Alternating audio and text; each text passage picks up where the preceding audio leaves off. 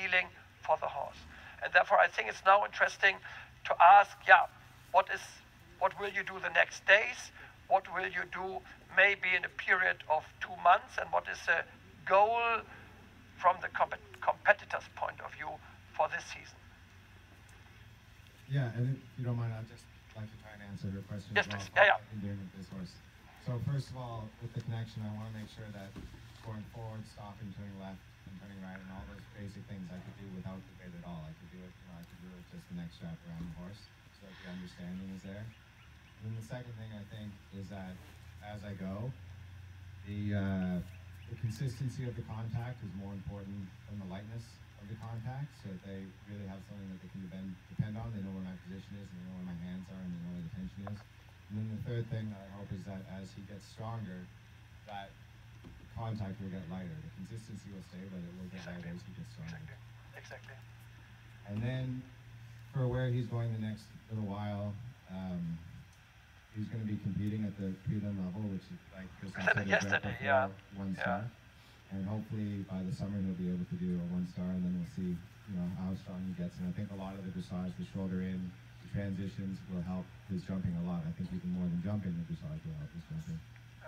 For me, when I say it with one word, we don't do jumping here in this seminar. Maybe we have a second seminar, then we can do this as well, because this is part of the classical training, natural training as well. For me, is jumping the perfection of dressage. The better we work here, the easier to jump, the more control in a positive way you have. But I think that's very much now from the competitor's point of view. Now say something from the rider's, trainer's point of view. How do you come to, maybe the highest goal which you can have this year is 1-star. What are you doing? How, the next week, what are you doing with the horse? How often do you ride dressage like this? Because this was the question which I got yesterday. How much dressage, how much show jumping, how much cross-country training? So a typical week would be cross-country training once and show jumping once during this time of the year when it's the busy season. Yeah. If they're competing, obviously we don't do that if they're competing that week. And then dressage, depending on how much work it is, 1 or 2 or 3 times a week, and then I make sure that they get out and go for a long walk or a little walk and try to just explore the property and the surroundings. Yeah, and maybe from my point of view, the last question, because this is something which had changed a lot in the last years in the eventing world. The feeling which you had just today and yesterday here in the gym arena, I would say, not dressage arena, gym arena. Is this a feeling which you will have when you train him cross-country, when you train him between fences and so on? What is your vision when you do jumping things? Yeah, my vision is to have him be this rideable and this engaged and this connected and through and listening to me while I'm jumping. But what I think of as a prerequisite before I start to ask for too much connection is that he could go out into whatever environment he's in and be able to walk, trot, and canter on a loose rein. Because if I go out into a cross-country environment and he's so tense that I ask for the trot and he canters, and then I start asking for connection and all that stuff on top of that, it's too much. Okay, but I think that for the spectators, it's important that this feeling at the end of the day is a feeling what you want to have in all phases. Definitely. And therefore the eventing world is so interesting for us, because this is the total way how to ride dressage, show jumping and cross country. This is more you can't do with a horse. Okay, before we start, it's, I think, very important. This is, for me, if I can give an advice, the top class whip. Short. I like this more than a whip show jumping rider set, because you are a little bit flexible. And then maybe you come here with the horse exactly in this position. And I want to explain when you use this whip. And good. So, good. For me, I said it yesterday when I touched his shoulder.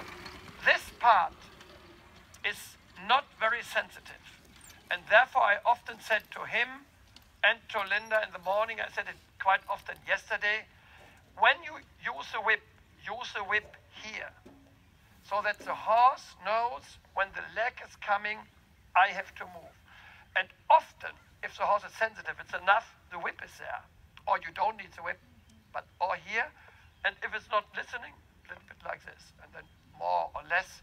This is what you have to do, like a conductor, not more. And when you have the feeling, okay, my horse, for instance, when you do leg yielding or shoulder in or half passes, and you have the feeling my horse is not sensitive at the leg, first of all, leg forward, then leg sideways. And when you have the feeling the horse is not sensitive enough to go sideways, then use the whip here, directly next to your leg. And if you have a very, very lazy horse, one lady yesterday said to me, oh, I have a very, very lazy horse, then what you can do as well is both reins in one hand and the other hand here, the whip here, and then you can use the whip like this, but only here, not this, here. This is, for me, very good, because we could just see it when he was using the whip. Sometimes his hands are here, sometimes here, and whenever you change the position of your hands, the horse gets another feeling in the mouth, and therefore sometimes it's a little bit an irritation for the horse. That's the point. And I don't like these long whips. Many people ride with long whips, and I will explain why.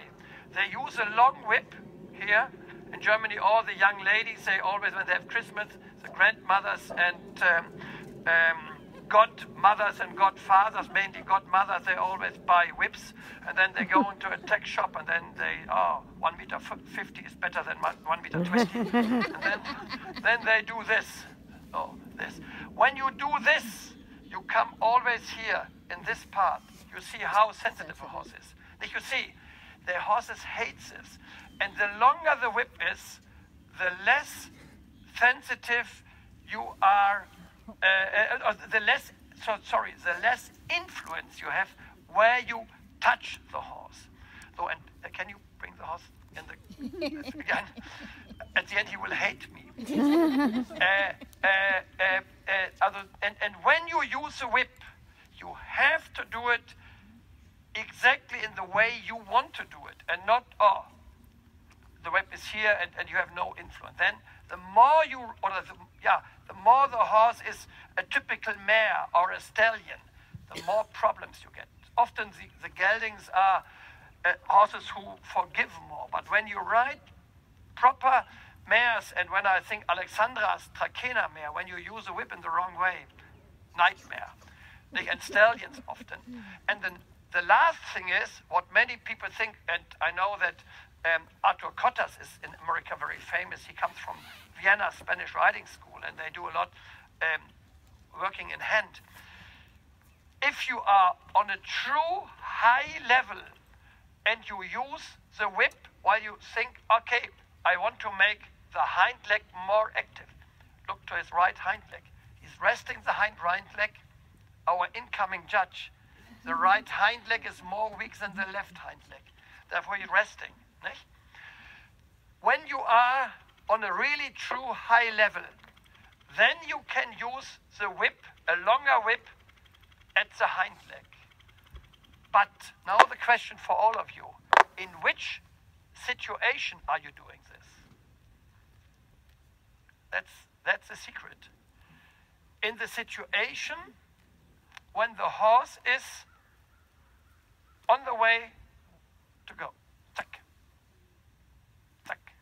Then, and to do this needs so much feeling, such a very sensitive feeling in the saddle. And if you do it in the way when the leg is here, you come here, then you confuse the horse. When the leg is here, you do the whip there, the horse comes out of balance, loses rhythm. And this is very important. And for these guys of you who are more in the dressage world, if you use the whip here at the hind leg, you only can do this when the horse is in front of you. And this was very interesting to watch yesterday Linda, when she did Liberty, whenever